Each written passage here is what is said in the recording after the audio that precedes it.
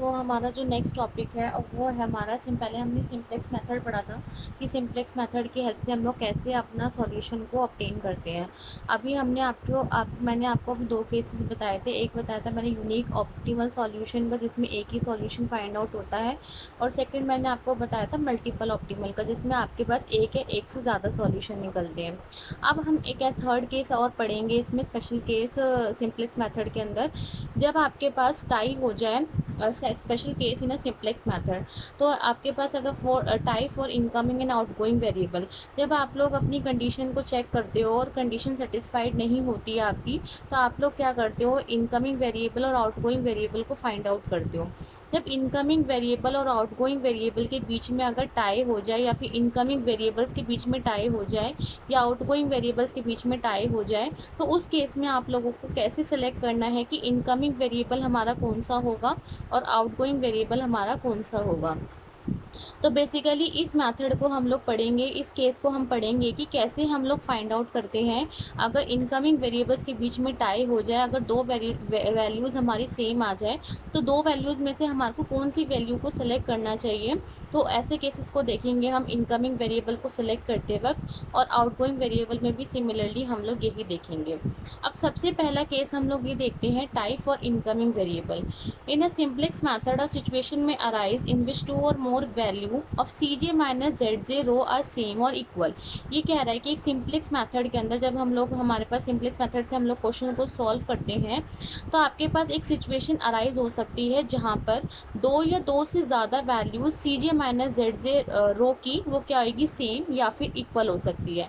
ठीक है, अब यहाँ पर हम लोग Cj माइनस Zj वैल्यू की रो की बात कर रहे हैं। ठीक है, क्यों बात कर रहे हैं यहाँ पर, क्योंकि हमें Cj माइनस Zj रो वाले में से क्या करना होता है, इनकमिंग वेरिएबल को सिलेक्ट करना होता है। तो यहाँ पर ये कह रहा है कि अगर Cj माइनस Zj रो के अंदर आपके पास दो या दो से ज़्यादा वैल्यूज़ सेम और इक्वल आ जाती हैं, तो ऐसे केस में क्या हो जाता है, टाई हो जाता है इनकमिंग वेरिएबल के बीच में।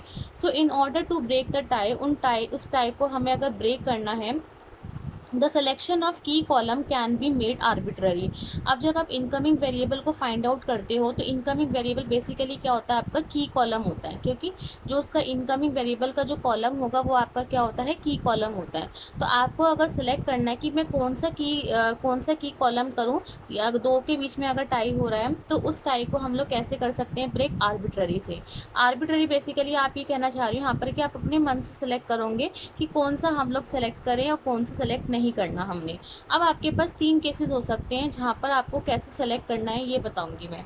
सबसे पहला देखो क्या बोला है इसने, रूल वन क्या कहता है, if there is a tie between two decision variable then the selection can be made arbitrary. आपको क्या करना है, अगर दो डिसीजन वेरिएबल्स के बीच में टाई हो जाता है इनकमिंग वेरिएबल को फाइंड आउट करते वक्त, decision variables are those variables whose values we have to find out. ठीक है, जिनकी वैल्यू हमें फाइंड आउट करनी होती है क्वेश्चन के अंदर, वही वेरिएबल क्या होते हैं, हमारे डिसीजन वेरिएबल होते हैं। तो यहाँ पर हम लोग क्या करेंगे, अगर डिसीजन वेरिएबल्स के बीच में अगर टाई हो जाता है आपका, then selection can be made arbitrary. आपने अपने मन से सेलेक्ट कर लेना है कोई सा भी। सपोज करो आपके पास, जब हम ऊपर अपना वो बनाते हैं, वेरिएबल लिखते हैं, उसके ऊपर कोफिशिएंट लिखते हैं, अगर आपके पास एक x1 एक x2 है, s1 s2 आगे भी और भी वेरिएबल्स हो सकते हैं। ठीक है, अगर आपको जब की कॉलम आप सेलेक्ट करोगे कौन सा की कॉलम है, तो आप क्या कैसे सेलेक्ट करते हो, मोस्ट पॉजिटिव वैल्यू को लिखते हो, मोस्ट ग्रेटेस्ट पॉजिटिव वैल्यू को लेते हो। तो अगर दोनों ही वैल्यू आपकी ग्रेटेस्ट है, दोनों ही वैल्यू अगर पॉजिटिव है, तो कैसे सेलेक्ट करोगे, और दोनों किसकी वैल्यू है, डिसीजन वेरिएबल्स की अगर वैल्यू गिवन है, तो कैसे सेलेक्ट करोगे, आपने क्या करना है, अपने मन से x1 या x2 में से कोई सा भी वेरिएबल ले लो इनकमिंग वेरिएबल की तरह, या फिर कोई सा भी कॉलम आप की कॉलम की तरह सेलेक्ट कर सकते हो। ठीक है, सेलेक्ट एनी वन, आपको कोई भी सेलेक्ट कर सकते हो, x1 करते हो x2 करते हो, वो आपके ऊपर डिपेंड करता है, आपने अपने मन से सेलेक्ट करना है। ठीक है, अब इसमें सेकेंड केस ये भी हो सकता है, if there is a tie between the decision variable and slack or surplus variable variable then select the decision variable to enter into the basis. अभी तो मैंने आपको पहले केस में ये बताया था कि दो डिसीजन वेरिएबल की वैल्यू अगर सेम आ रही है तो उनके बीच में कैसे सेलेक्ट करूँ कि मेरा इनकमिंग वेरिएबल कौन सा होगा। लेकिन अब सेकंड केस ये कहता है कि अगर सपोज करो एक डिसीजन वेरिएबल की वैल्यू सेम आ रही है और एक मेरी स्लैक की सरप्लस वैल्यू की सेम आ रही है, तो आप कैसे सेलेक्ट करोगे कि मुझे इनकमिंग वेरिएबल वाला कौन सा लेना है, ये वाला कॉलम लूँ मैं, ये वाला कॉलम लूँ, ये वाला की कॉलम बनाऊँ या फिर ये वाला की कॉलम बनाऊँ। तो आपने क्या करना है, हमेशा जब आपके पास ऐसे केस में टाई हो जाए तो आपने डिसीजन वेरिएबल को सिलेक्ट करना है की कॉलम की तरह। तो आप क्या करोगे, यहाँ पर दो आपके पास केसेस हैं, दोनों में ही वैल्यू सेम आ रही है, लेकिन एक डिसीजन वेरिएबल का आ रहा है, एक स्लैक वेरिएबल का आ रहा है। तो आपने क्या करना है, जो डिसीजन वेरिएबल वाला है उसको सिलेक्ट करके की कॉलम बनाना है। इसी तरीके से थर्ड केस आता है, if there is a tie between the slack variable and then selection can be made arbitrary. अगर जैसे अभी मैंने आपको ऊपर वाले केस में बताया था कि दोनों ही वेरिएबल्स डिसीजन वेरिएबल्स हैं, दोनों डिसीजन वेरिएबल्स के बीच में टाई हो रहा है तो हम कैसे करेंगे। अगर यहाँ पर दोनों ही स्लैक वेरिएबल्स के बीच में टाई हो रहा होगा तो हम कैसे सेलेक्ट करेंगे, अपने मन से आपने जो आपको सही लगता है वो वाला वेरिएबल आप सेलेक्ट करके उससे की कॉलम बना के उससे आगे कंटिन्यू कर सकते हो, अपने सॉल्यूशन को ऑब्टेन कर सकते हो। तो बेसिकली इनकमिंग वेरिएबल्स के बीच में अगर टाई हो जाता है और इन डिसीजन वेरिएबल्स के बीच में या डिसीजन के बीच में होगा तो अपनी मर्जी सेलेक्ट कर लो।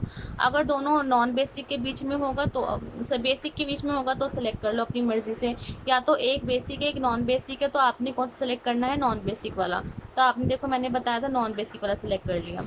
अब उसके बाद सेकंड केस क्या कहता है ये, ठीक है। अब यहाँ पर क्या होगा, सेकंड केस में बात करेगा tie for the outgoing variable. ये तो हमने इनकमिंग वेरिएबल की बात कर ली कि इनकमिंग वेरिएबल में जब टाई हो जाए तो हम कैसे सेलेक्ट करते हैं। अब सेकंड आता है आपका tie for outgoing variable. Outgoing variable के बीच में अगर टाई हो जाए तो हम लोग कैसे सेलेक्ट करेंगे कि कौन सी हमारी की रो बनेगी। अ सिचुएशन में arise while solving a LPP that there is a tie between two or more basic variable that is outgoing variable.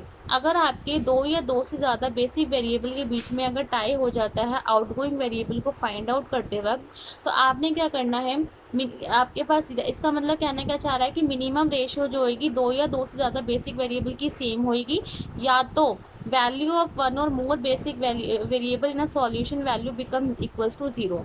या तो आपका क्या होगा, दो केसेस में डीजेनरेसी क्रिएट होती है। पहला केस होता है जहाँ पर मिनिमम रेशियो दो या दो से ज़्यादा बेसिक वेरिएबल की क्या आ रही हो, सेम आ रही हो। और दूसरा केस अराइज होता है आपका, या तो सिचुएशन ये हो सकती है, या तो अगर ऐसे हो जाए आपके सॉल्यूशन के अंदर कि बेसिक वेरिएबल की वैल्यू एक या एक से ज़्यादा बेसिक वेरिएबल की वैल्यू सॉल्यूशन में जो निकालते हैं हम लोग वो आपकी इक्वल्स टू जीरो आ जाए, तो इसी केस को हम क्या बोलते हैं, डीजेनरेसी बोलते हैं। क्योंकि जब आपकी वैल्यू जीरो आएगी सॉल्यूशन के अंदर तो आप वैल्यू को फाइंड आउट नहीं कर पाओगे, ठीक है। अगर यही चीज़ अगर आप अपने मन से करते हो, आर्बिट्ररी मेथड से करते हो, तो आप क्या अपनी मर्जी से सेलेक्ट कर लोगे कि सपोज़ करो आपके दो वेरिएबल के बीच में टाई हो रहा है, ठीक है। तो आपने अपनी मर्जी से एक वेरिएबल सेलेक्ट कर लिया, उस वेरिएबल को सेलेक्ट करके आपने नेक्स्ट टेबल बनाओगे, ठीक है। फिर अगर उससे सॉल्यूशन ऑब्टेन नहीं होगा फिर आप दूसरा वेरिएबल लोगे। तो ऐसे केस में अगर आप अपने मन से वेरिएबल चूज़ करते हो कि मैं कौन सा आउटगोइंग, अपने मन से आपने आउटगोइंग वेरिएबल को चूज़ कर लिया, तो आपके लिए ये जो मेथड है सॉल्व करना वो क्या हो जाएगा, बहुत ज़्यादा सिंप्लेक्स हो जाएगा। और सिंप्लेक्स मेथड का बेसिकल ऑब्जेक्टिव क्या होता है, उसको सिंप्लीफाई करना आपके मेथड, आपके प्रॉब्लम को। तो यहाँ पर बेसिक ऑब्जेक्टिव को ध्यान में रखते वक्त हम लोग क्या करते हैं, डीजेनरेसी को ब्रेक करते हैं। डीजेनरेसी बेसिकली क्या कहती है, अगर हम उसी चीज़ को बार बार उसी चीज़ को रिपीट करते रहेंगे, ठीक है, अपनी मर्जी से सेलेक्ट करते रहेंगे, तो आपके पास डिफरेंट अल्ट्रेशन आती रहेंगी, मतलब डिफरेंट टेबल बनते रहेंगे। और बनने से क्या होगा, आपका जो सॉल्यूशन है और ज़्यादा कॉम्प्लेक्स हो जाएगा। वही चीज़ क्या होगी, बार बार रिपीट होती चली जाएगी, ठीक है। तो इसी चीज़ को हटाने के लिए ये कहता है कि हमें एक रूल अप्लाई करना चाहिए जिसकी हेल्प से हम लोग क्या कर सकते हैं, डीजेनरेसी को रिमूव कर सकते हैं। Divide each element in the tied row by corresponding positive coefficient of key column in that row.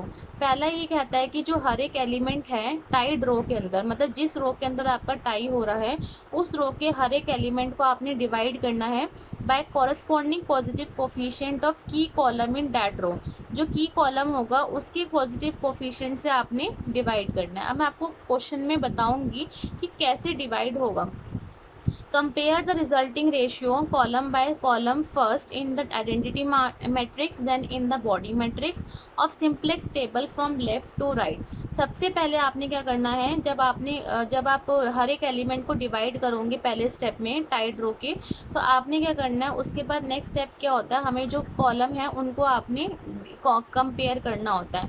Compare कैसे करेंगे, पहले आइडेंटिटी मैट्रिक्स से कंपेयर करेंगे, दूसरी बारी हम बॉडी मैट्रिक्स से कंपेयर करेंगे of simplex method from left to right. Identity matrix जो होता है बेसिकली आपका किस तरीके से होता है, आइडेंटिटी मैट्रिक्स 1 0 0 1 करके ऐसे बनता है ना आइडेंटिटी मैट्रिक्स. और आपकी बॉडी मैट्रिक्स कौन सा होगा, जो आपका अदर एलिमेंट होगा. आप एक चीज़ ऑब्जर्व करना, जब हम लोग क्या करते हैं, जब हम टेबल बनाते हैं, फर्स्ट टेबल बनाते हैं, तो यहाँ पर x1 वेरिएबल आता है, x2 वेरिएबल होता है, यहाँ s1 आता है, यहाँ s2 आता है. सपोज करो 2 वेरिएबल है, पहली कॉन्स्टेंट के अंदर s1 की वैल्यू 1 है और दूसरे कॉन्स्टेंट में s2 की वैल्यू 1 है, तो हम यहाँ 0 0 लिख देते हैं, जो वेरिएबल नहीं होता. तो आप एक चीज़ नोटिस करना है, जो हमारे बेसिक वेरिएबल का जो मैट्रिक्स बनता है वो हमेशा क्या बनेगा, आइडेंटिटी मैट्रिक्स बनेगा. और जो दूसरे मैट्रिक्स होते हैं इन्हें हम बॉडी मैट्रिक्स बोलते हैं. तो यहाँ पर हम लोग क्या करेंगे, सबसे पहले आइडेंटिटी मैट्रिक्स से कंपैरिजन करेंगे, फिर उसके बाद बॉडी मैट्रिक्स से कंपैरिजन करेंगे. ठीक है. The row which first contain the smallest ratio containing the outgoing variable. जब आप कंपैरिजन करोगे, कंपैरिजन करते वक्त आपने क्या देखना है, मिनिमम रेशियो को देखना है. ठीक है. अगर स्मॉलेस्ट रेशियो आ रही है आपकी, तो क्या हो जाएगा, आपका वही आउटगोइंग वेरिएबल आप मान लोगे उसे. अब इसका हम लोग क्वेश्चन देखते हैं. बेसिकली हम इसको कैसे सॉल्व करेंगे ये देखेंगे हम लोग. ठीक है. अब एक क्वेश्चन कराऊंगी मैं आपको, उससे आपको क्लेरिफाई हो जाएगा इस क्वेश्चन के बारे में कि ये क्वेश्चन बेसिकली कैसे सॉल्व होगा, आपके पास कैसे केस आता है सॉल्व करने के लिए.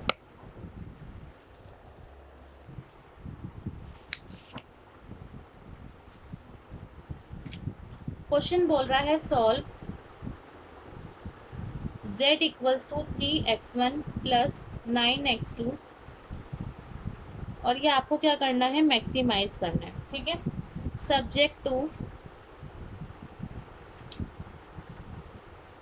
पहली कंडीशन दे रखी है x1 plus 4x2 is less than और इक्वल्स टू 8. दूसरी कंडीशन दे रखी है x1 plus 2x2 is less than और इक्वल्स टू 4. और लास्ट कंडीशन दे रखी है आपको x1 x2 is greater then और इक्वल्स टू 0. इसका मतलब क्या कह रहा है ये, कि ये दोनों वैल्यू क्या है, नॉन नेगेटिव है आपकी. ठीक है. नॉन नेगेटिविटी कंडीशन को शो कर रहा है. अब सबसे पहला स्टेप क्या होता है सॉल्यूशन करने का, इस क्वेश्चन को सॉल्व करने का. आपने क्या करना है, convert them into standardize form. Convert them into standardize form. सबसे पहले आपने स्टैंडर्डाइज फॉर्म में से कन्वर्ट करना है. ठीक है. अब स्टैंडर्डाइज फॉर्म में कन्वर्ट कैसे करते हैं हम लोग,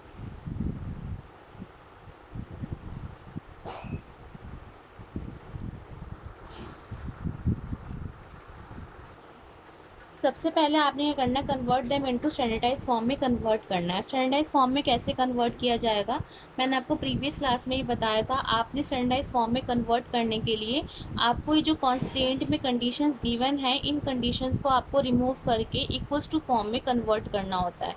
ठीक है. अब इक्वल्स टू फॉर्म में कन्वर्ट करने के लिए हम लोग क्या करते हैं, मैंने आपको प्रीवियस क्लास में ही बताया था कि अगर हमारा लेस देन और इक्वल्स टू का साइन है, तो हम कौन सा वेरिएबल ऐड करते हैं यहाँ पर, स्लैक वेरिएबल. ठीक है.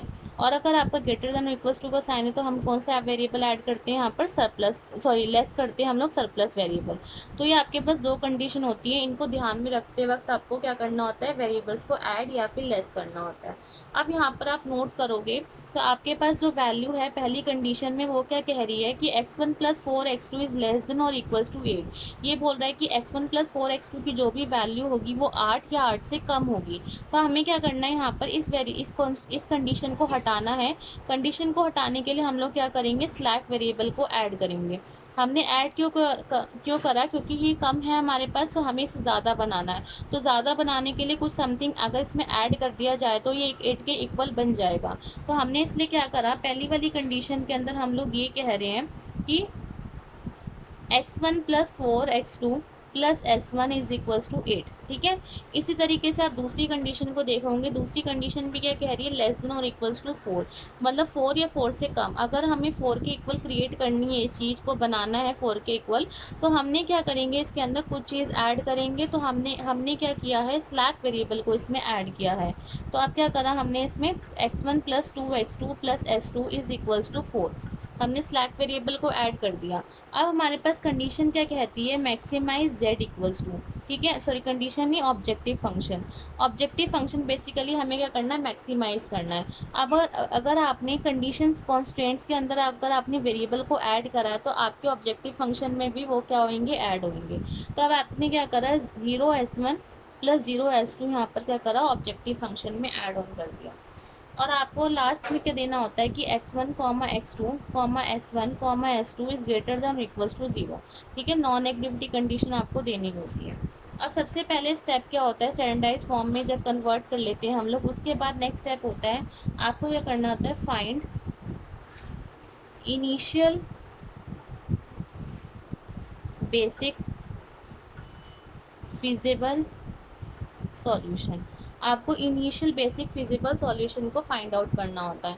इनिशियल बेसिक फिजिबल सॉल्यूशन को फाइंड आउट करने के लिए हम लोग क्या करते हैं, हम अपने डिसीजन वेरिएबल या जिन्हें हम लोग क्या बोलते हैं, बेसिक नॉन बेसिक वेरिएबल के बोलते हैं, उन नॉन बेसिक वेरिएबल को हमने क्या करना होता है, एज्यूम करना होता है 0 के इक्वल।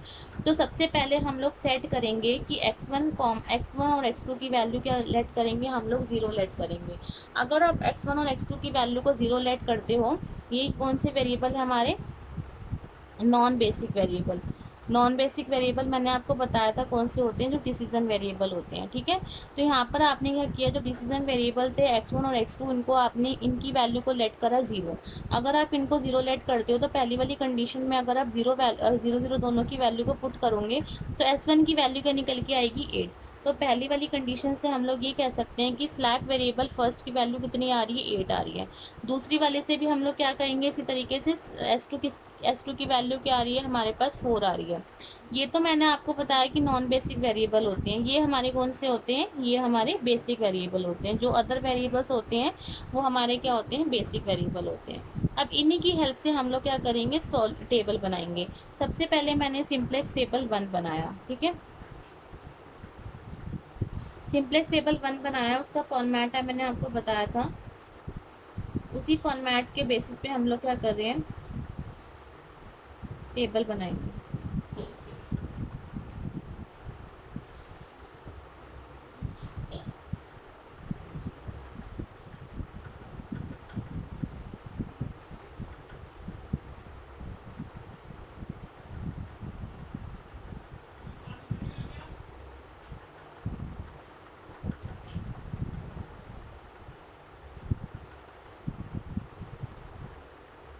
ठीक है, सबसे पहला हमारा देखो, टेबल बनाने के लिए मैंने आपको बताया था, फिर भी दोबारा से बता रही हूँ मैं। यहाँ पर सीजे में क्या आएगा आपके पास, कोफिशिएंट ऑफ ऑब्जेक्टिव फंक्शन। अगर आप ऑब्जेक्टिव फंक्शन को देखोगे, तो ऑब्जेक्टिव फंक्शन में आपने कोफिशिएंट लिखनी है। पहले वाले वेरिएबल का कोफिशिएंट क्या है, 3, और ये कौन से वेरिएबल का, x1 का है। इसी तरीके से नेक्स्ट को देखो, तो नेक्स्ट क्या है हमारे पास, 9x2, और दो वेरिएबल्स और हैं, उसका कोफिशिएंट 0 के इक्वल है, और दूसरे का भी 0 के इक्वल है। तो हमने इनके नीचे उनकी वेरिएबल लिख दी कि किस किस का कोफिशिएंट है। अब बेसिक वेरिएबल हम लोगों ने फाइंड आउट कर ही लिए थे, बेसिक कौन से हमारे, S1 और S2। तो मैंने S1 और S2 मैंने यहाँ लिख दिया। ठीक है, अब S1 वेरिएबल और S2 वेरिएबल हमारा लिखा गया है यहाँ पर। अब इसके आगे उसको क्या लिखना है, कोफिशिएंट लिखना है। अगर आप ऑब्जेक्टिव फंक्शन देखोगे, तो ऑब्जेक्टिव फंक्शन में कोफिशिएंट क्या दे रखा है, S1 वेरिएबल का 0 और S2 वेरिएबल का 0। तो मैंने इन दोनों के आगे क्या लिख दिया, 0 लिख दिया। ठीक है, और value of basic variable, basic variable की वैल्यू हमने अभी फाइंड आउट करी है, S1 की 8 आ रही है और S2 की 4 आ रही है। तो S1 के आगे 8 लिख देंगे हम, और S2 के आगे हम 4 लिख देंगे। यहाँ तक किसी को कोई डाउट नहीं होगा। फिर आप क्या करेंगे, हमें बीच का मैट्रिक्स को फिल करना है। ठीक है, बीच के मैट्रिक्स को फिल करने के लिए हम लोग कंडीशंस को देखेंगे। पहली वाली कंडीशन अगर आप देखोगे, तो x1 के आगे कुछ नहीं लिखा, तो x1 का कोफिशिएंट क्या हो जाएगा, 1 हो जाएगा। तो मैंने x1 का कोफिशिएंट 1 लिखा। x2 का कोफिशिएंट क्या है, 4, तो मैंने x2 की कोफिशिएंट लिखा 4। S1 का कोफिशिएंट क्या है 1, तो S1 का कोफिशिएंट 1 लिख दिया। और S2 वेरिएबल ही नहीं है तो S2 को हम यहाँ लेट कर लेंगे 0। इसी तरीके से आप नेक्स्ट में देखोगे S2। ठीक है, नेक्स्ट वाली कंडीशन देखो, नेक्स्ट वाली कंडीशन क्या कहती है कि x1 का कोफिशिएंट 1 है, x2 का कोफिशिएंट 2 है, S2 हमारा S1 वेरिएबल नहीं है तो 0 हो गया और S2 वेरिएबल हमारा 1 हो गया। ठीक है, अगर आप इस क्वेश्चन में देखोगे, देखो ये जो मैट्रिक्स बन रहा है ना आपका, ये वाला मैट्रिक्स जो बनेगा वो आइडेंटिटी मैट्रिक्स बनेगा, और ये जो बाकी का अदर है इसको हम लोग बॉडी मैट्रिक्स देखेंगे बोलेंगे। आइडेंटिटी मैट्रिक्स ऐसी तो बनता है 1 0 0 1 करके, ये हमारा आइडेंटिटी मैट्रिक्स होता है और ये हमारा बॉडी मैट्रिक्स होगा किसी भी क्वेश्चन में देखोगे आप। ठीक है, वो आगे की बात है। अब उसके बाद सबसे पहली वैल्यू निकालनी होती है हमारे को जेड जे की वैल्यू हम लोग कैसे निकालते हैं, जो भी हमारा कोफिशिएंट और बेसिक वेरिएबल होता है ऑब्जेक्टिव फंक्शन में, उसे हम लोग मल्टीप्लाई करते हैं हर एक कॉलम से। ठीक है, सबसे पहला कॉलम देखो क्या है, 0 को अगर हम मल्टीप्लाई करेंगे 0 से, प्लस करेंगे 0 इंटू 1 तो कितनी वैल्यू आएगी 0। फिर 0 इंटू 4 प्लस 0 इंटू 2 कितनी आएगी 0। 0 इंटू 1 प्लस 0 इंटू 0 कितनी आएगी 0। 0 इंटू 0 प्लस 0 इंटू 1 कितनी आएगी 0। अब आपने क्या निकालना है सी जे माइनस जेड जे। सी जे माइनस जेड जे कैसे निकालते हैं, सी जे की वैल्यू आपको ऊपर गिवन है और जेड जे की वैल्यू आपने अभी फाइंड आउट कर लिया। तो पहले वाले देखो, इसके केस के अंदर सी जे की वैल्यू क्या है 3 और जेड जे की वैल्यू क्या है 0, दोनों को आपने क्या करना है लेस करना है। तो सी जे में से जेड जे जाएगा, कितना बचेगा 3, फिर अगली भी वैल्यू कितनी होगी 9, 0 माइनस 0 0 और 0 माइनस 0 0। ठीक है, अब आपकी जो कंडीशन है वो क्या कहती है कि सी जे माइनस जेड जे की वैल्यू लेस देन और इक्वल्स टू 0 आनी चाहिए अगर मैक्सिमाइज करना ऑब्जेक्टिव फंक्शन। अगर आपको मिनिमाइज करना है ऑब्जेक्टिव फंक्शन तो सी जे माइनस जेड जे की वैल्यू क्या आनी चाहिए, ग्रेटर देन और इक्वल्स टू 0 के इक्वल आनी चाहिए। तो अब यहाँ पर क्या करोगे आप लोग, कंडीशन देखोगे।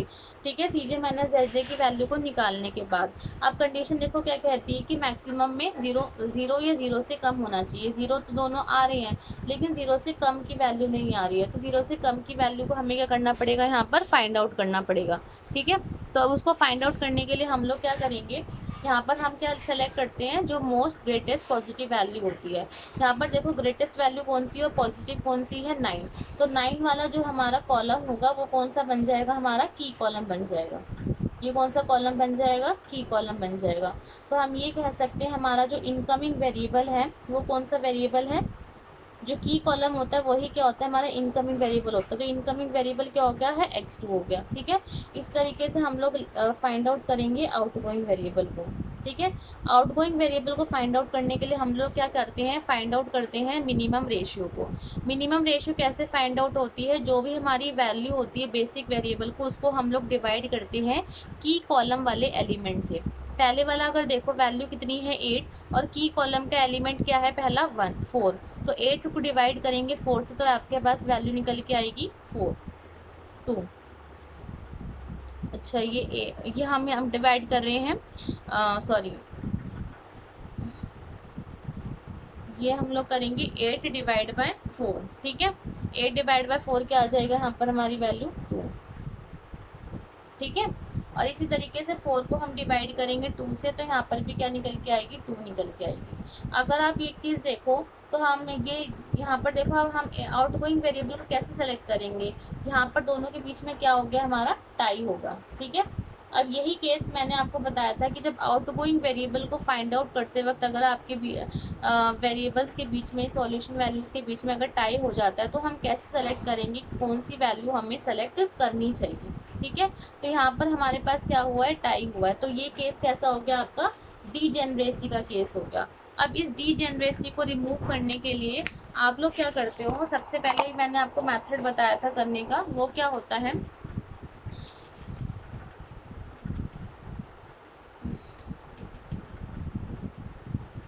आपके कौन कौन से वेरिएबल के बीच में टाई हुआ है, S1 और S2 के बीच में। अब आपने ये फाइंड आउट करना है कि मुझे S1 वाली रो को आउटगोइंग वेरिएबल लेना चाहिए या फिर S2 वाली रो को आउटगोइंग वेरिएबल लेना चाहिए। अगर आप अपने मन से वेरिएबल फाइंड आउट करते हो कि चलो मैं लेट कर लेता हूँ कि S1 वाला वेरिएबल लेता हूँ, S1 वाले वेरिएबल से फिर से टेबल बनाओगे, तो अगर सॉल्यूशन नहीं निकला फिर S2 वाले वेरिएबल को आउटगोइंग मानोगे। तो आपके लिए क्या हो जाएगा, टाइम कंज्यूमिंग हो जाएगा और आपकी जो आइट्रेशन है, जो आपकी टेबल है, वो क्या हो जाएंगी, बढ़ जाएंगी। उससे सॉल्यूशन आपका कॉम्प्लेक्स हो सकता है। इसलिए हम लोग यहाँ पर क्या करेंगे, एक मेथड अप्लाई करेंगे जिसकी बेसिस पे हम लोग फाइंड आउट कर सकते हैं कि कैसे हम लोग अगर हमारे वैल्यूज़ के बीच में टाई हो जाए तो हम कैसे फाइंड आउट करेंगे कौन सी वेरिएबल हमारा आउटगोइंग वेरिएबल है। ठीक है, सिंपल है, इसमें कुछ नहीं करना आपने। जो आपके पास वेरिएबल गिवन है उसको हमें क्या करना है, यूनिक की कॉलम निकालनी है। मैं ये कह रही हूँ, टू ऑब्टेन यूनिक की रो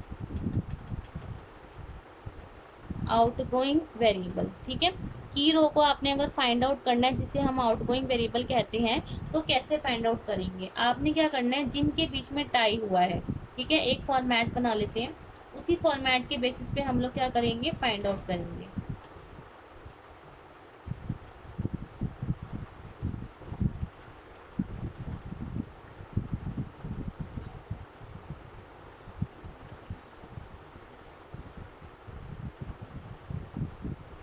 ठीक है, यहाँ पर देखो मैंने अभी बॉडी मैट्रिक्स लिखा है, आइडेंटिटी मैट्रिक्स लिखा है। अभी मैंने आपको प्रीवियसली बताया था कि बॉडी मैट्रिक्स कौन सा होता है, आइडेंटिटी मैट्रिक्स कौन सा होता है। अगर आप इसमें देखो आइडेंटिटी मैट्रिक्स कौन सा बन रहा है, 1001 वाला, तो S1 S2 वाला क्या है हमारा ये हमारा आइडेंटिटी मैट्रिक्स है, और जिससे दूसरा मैट्रिक्स है वो हमारा क्या है, बॉडी मैट्रिक्स है। तो इस तरीके से हम लोग यहाँ पर क्या करते हैं, हम क्लासीफाई करते हैं बॉडी मैट्रिक्स और आइडेंटिटी मैट्रिक्स के बीच में। अब कैसे देखो करेंगे, सबसे पहले हम लोग क्या करेंगे, जिस रो के बीच में टाई हुआ है उसको लिखेंगे।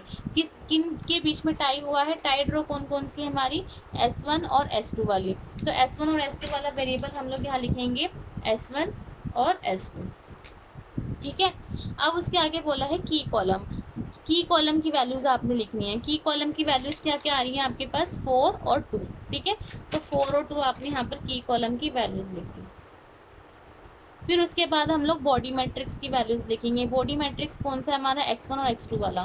तो X1 और X2 की वैल्यू कितनी है, 1 4 1 और 2। तो हमने क्या करा, 1 4 1 2 यहाँ पर लिख दिया, 1 4 1 और 2। और इसी तरीके से हम लोग क्या करेंगे, S1 S2 की वैल्यू लिखेंगे यहाँ पर 1 0 0 और 1। ठीक है, ये हमने एक टेबल बना लिया है, इसके बेसिस पे हम लोग फाइंड आउट करेंगे। सेम टेबल आपने क्या करना है, नेक्स्ट पहले बनानी है। ठीक है, नेक्स्ट एक सेम टेबल बनाओ, और वो क्यों बना रही हूँ मैं वो बताती हूँ आपको अभी।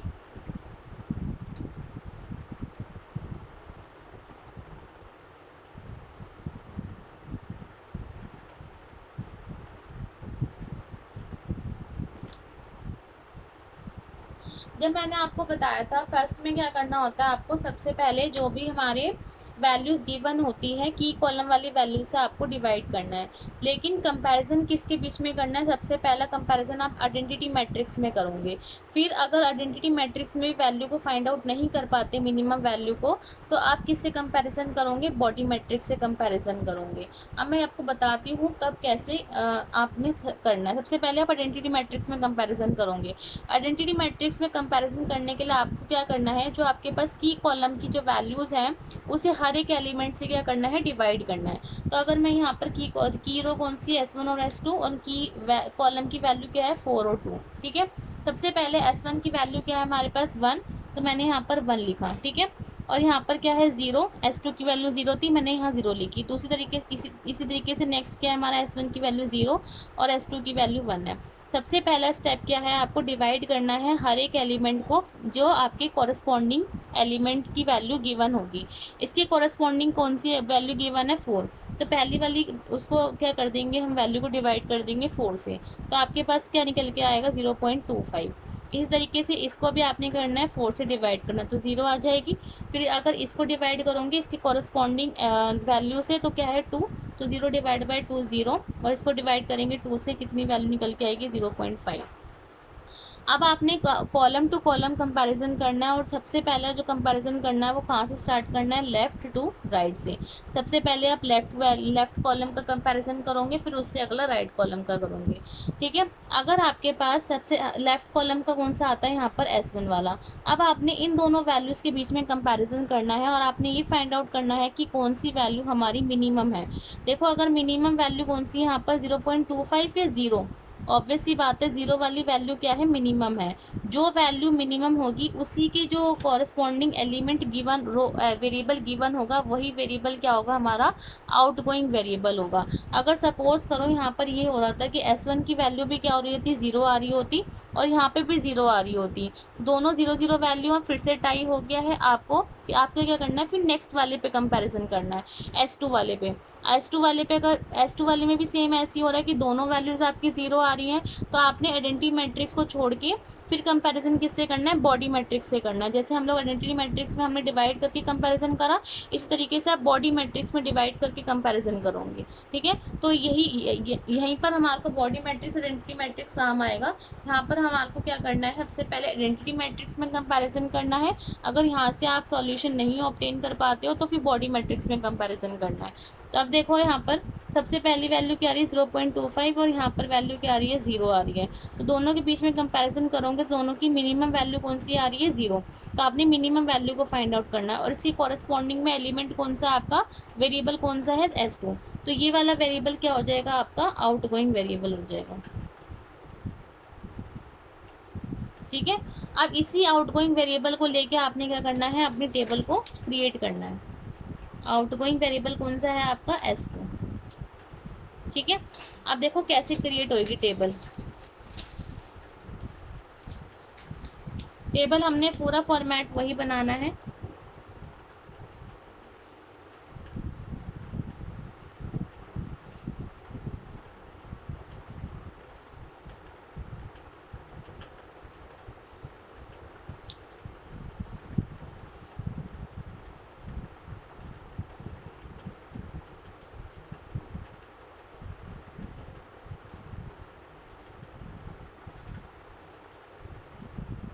जो आपकी पुरानी टेबल में वैल्यूज गिवन थी, सेम ऊपर वाली वैल्यूज आपने सेम लिख देनी है, ठीक है। 3 9 0 0 x1 x2 S1 और S2। हम यहाँ पर मार्क कर लेते हैं कि हमने S2 वाला क्या लिया था, आउटगोइंग वेरिएबल लिया, ठीक है। हमने डिसाइड कर लिया कि कौन सा वेरिएबल हमारा आउटगोइंग वेरिएबल है, तो यहाँ पर हमने लेट करा S2 वाला वेरिएबल कौन सा है, हमारा आउटगोइंग वेरिएबल है। अब आपने क्या करना है, यहाँ पर अब आपने यहाँ पर डिसाइड कर लिया कि आउटगोइंग वेरिएबल कौन सा है और इनकमिंग कौन सा है। अब इसी बेसिस पे आपने क्या करना है, नेक्स्ट टेबल क्रिएट करनी है। नेक्स्ट सॉल्यूशन फाइंड आउट करा मैंने, सिंपलेक्स टेबल सेकंड बनाई मैंने, ऊपर वाला जो है सारा मैंने सेम लिख दिया। अब इसके नीचे की वैल्यूज़ को फिल करेंगे। अब एक बार बताओ, आपके पास जो S1 वेरिएबल है यहाँ पर, इसके हमने तो कुछ नहीं करा, ना ही इनकमिंग है ना ही आउटगोइंग है, तो इस वाले वेरिएबल को एज इट इज़ लिख देंगे हम नेक्स्ट टेबल में। तो S1 मैंने एज इट इज़ लिख लिया, और उसका कोएफिशिएंट क्या है, हमारा 0 है, ठीक है, तो 0 लिखा उसके आगे। अब S2 वाला वेरिएबल जो है वो आउटगोइंग वेरिएबल है हमारा, और उसकी जगह इनकमिंग वेरिएबल कौन सा आएगा, हमारा x2 वेरिएबल आएगा। तो जहाँ पर S2 लिखा है, अब उसको हटा के हमने कौन सा वेरिएबल लिखना है, x2 वेरिएबल लिखना है।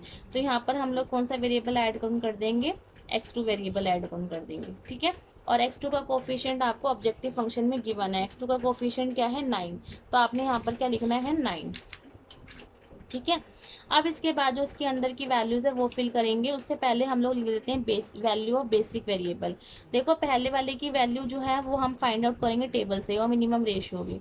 अब कैसे फाइंड आउट करनी है, देखो, सबसे पहले हम लोग जो की रो है उसको देखते हैं। की रो में जो की एलिमेंट आ रहा है हमारा, वो कौन सा आ रहा है, की एलिमेंट 2। सबसे पहला स्टेप क्या होता है, जो हमारा की एलिमेंट है उसको किसके इक्वल बनाना होता है, 1 के इक्वल बनाना होता है। अगर मुझे 2 को इक्वल बनाना है 1 के, तो मैं कैसे बनाऊंगी, अगर मैं 2 को डिवाइड कर दूं 2 से ही, तो मेरी वैल्यू क्या बन जाएगी, 1 के इक्वल बन जाएगी। अगर मैं इसको डिवाइड कर रही हूँ 2 से, तो मुझे पूरी रो को क्या करना पड़ेगा, 2 से डिवाइड करना पड़ेगा।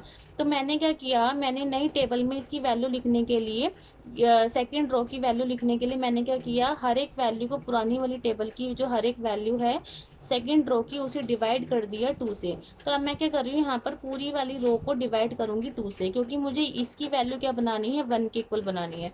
तो पहला ऑपरेशन जो मैं लगाऊंगी वो क्या लगाऊंगी कि मुझे R2 न्यू, मुझे ये नई टेबल है मेरी, इसकी जो सेकंड रो मुझे लिखनी है वो मैं कैसे लिख रही हूँ, इसकी टेबल की वैल्यू कैसे निकाल रही हूँ मैं, जो मेरी R2 ओल्ड है, जो पुरानी वाली टेबल की सेकंड रो है, उसको मैं डिवाइड करूँगी किससे, 2 से डिवाइड करूँगी।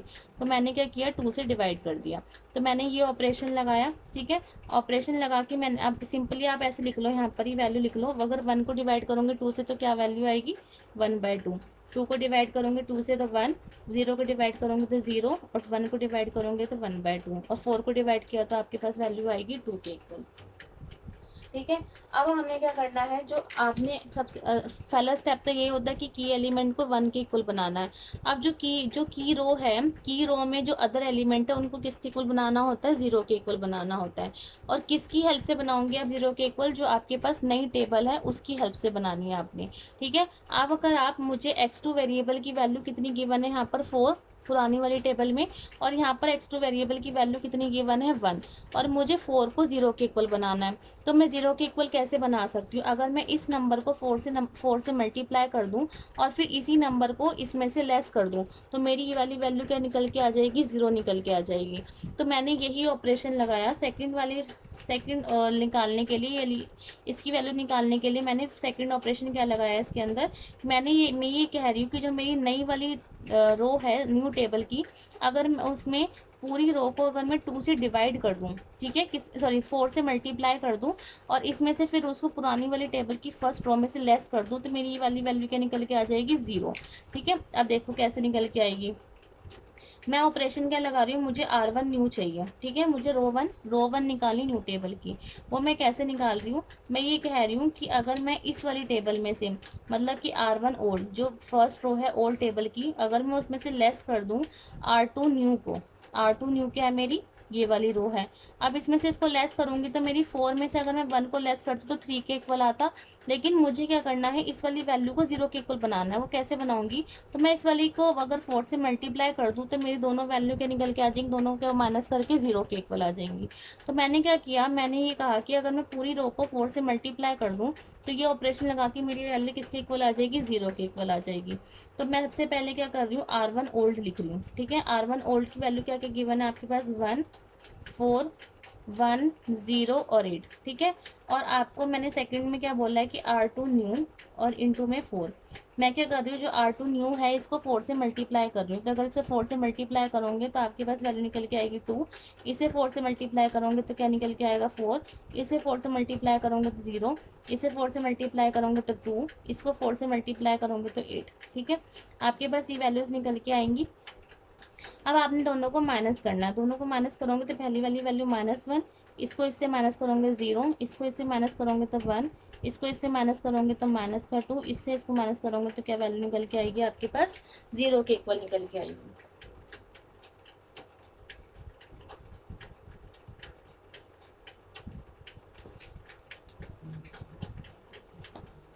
ठीक है। तो 0 के इक्वल निकल के आ गई आपके पास वैल्यू। तो आपने क्या करना है, यहाँ पर पुट कर देना है। अब यहाँ पर पुट कर दो आप वैल्यूज़ को, तो वैल्यूज़ पुट करोगे इनकी, तो यहाँ पर -1, फिर उसके बाद 0, फिर उसके बाद 1, फिर उसके बाद -2, और उसके बाद ये क्या आ जाएगी वैल्यू आपके पास, 0।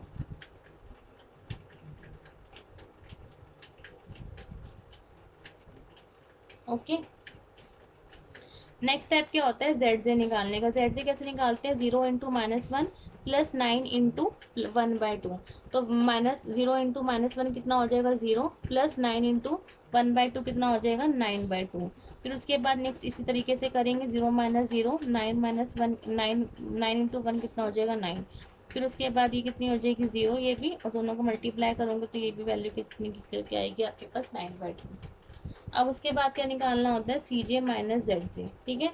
CJ माइनस ZJ कैसे निकालोगे, CJ में से ZJ को लेस करना है। तो 3 - 9/2 अगर आप करते हो तो क्या वैल्यू निकल के आती है, 3 - 9/2 को -3/2। तो -3/2 वैल्यू निकल के आएगी, और 9 में से 9 को 0 लेस किया 0, फिर 0 आ जाएगा, फिर इसी तरीके से -9/2 आ जाएगा। ठीक है, अब यहाँ पर देखो आपके पास वैल्यू निकल के आ गई सी जे माइनस जेड जे की। अब सी जे माइनस जेड जे की कंडीशन क्या कहती है कि वो लेस देन और इक्वल्स टू किसके इक्वल होना चाहिए, 0 के इक्वल होना चाहिए। तो आपकी कंडीशन सेटिस्फाइड हो रही है, माइनस या फिर 0 की वैल्यू दोनों ही आ रही है, तो यहीं पर हम सॉल्यूशन को स्टॉप कर देंगे। ठीक है, सॉल्यूशन को स्टॉप करके आप क्या करना है, आपने x2 जो आपके डिसीजन वेरिएबल है उनकी वैल्यूज़ को देखना है। अब यहाँ पर डिसीजन वेरिएबल कौन सा था, आपका x2 था। x2 के आगे क्या वैल्यू गिवन है, उसकी 2 गिवन है। तो x2 की वैल्यू कितनी हो जाएगी, आपके पास 2 हो जाएगी। और x1 की वैल्यू नहीं दे रखी, तो वो किसके इक्वल है, 0 के इक्वल है। तो आपके पास यही सॉल्यूशन है कि x2 की वैल्यू 2 आएगी और x1 की वैल्यू 0 आएगी। अब इसको आपने z में पुट कर देना है। z फंक्शन था 3x1 प्लस में 9x2। ठीक है, तो 3 में आप पहले वाले में 0 पुट करो और इसको 2, तो आपके पास वैल्यू आ जाएगी 18। तो मतलब कि z किसके इक्वल हो जाएगा, आपका प्रॉफिट 18 के इक्वल हो जाएगा। मतलब मैक्सिमम प्रॉफिट, आप अगर सपोज करो प्रॉफिट का फंक्शन है ये, तो हम ये लेट करेंगे कि जो हमारा मैक्सिमम प्रॉफिट है वो 18 रुपीज़ का हो सकता है, अगर x2 की वैल्यू 2 होएगी और x1 की वैल्यू वहाँ पर 0 के इक्वल होएगी। तो यहीं पर आपका सॉल्यूशन डन हो जाएगा।